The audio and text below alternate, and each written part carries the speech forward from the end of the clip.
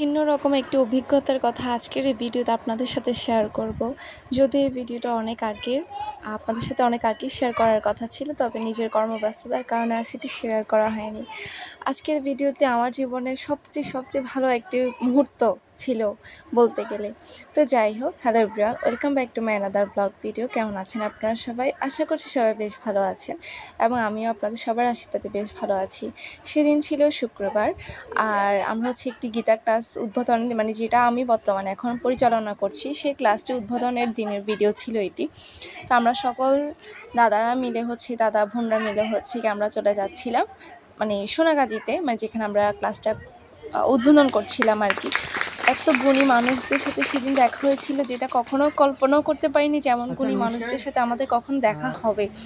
আসলে সেই মুহূর্ত যে কতটা পরিমাণ ভালো লাগা কাজ করছিল, এটা আসলে বলেও বোঝানো সম্ভব নয়। আসলে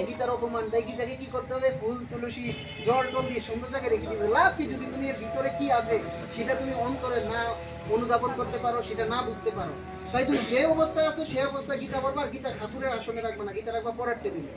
ঠিক আছে? সমস্যা নাই, একদিনে মানুষ কখনোই পরিবর্তন হয় না, একদিনে কখনোই পরিবর্তন হয় না, আস্তে আস্তে হবে। আমরা কি জানতাম? আমি জানতাম না। আমি যদি বলি যে হ্যাঁ আমি জানতাম, এটা একদম ভুল, একদম মিথ্যা কথা হবে। আমিও জানতাম না, আমি জানছি। এখন তোমাদেরকে জানাবো, তোমরা আরো 10 জনকে জানাবে, এই 10 জন আরো পরবর্তী 10 জনকে জানাবে। আমরা গীতা স্কুলের সকলে গীতা পেয়েছো তো? এখন তোমাদের কর্তব্য আগামী শুক্রবার থেকে সবাই নিয়মিত আসবে। ঠিক আছে? যাবে না, তাহলে সবাই বলো হর হর মহাদেব, জয় শ্রীরাম, হর হর মহাদেব। এত গুণী মানুষদের সামনে যে আমি আমার বক্তব্য পেশ করতে পারবো, এটা তো আমার পরম সৌভাগ্য ছিল। ভগবানের অশেষ কৃপা ছিল আমার উপরে, আর আমার পরিবারের আশীর্বাদ ছিল।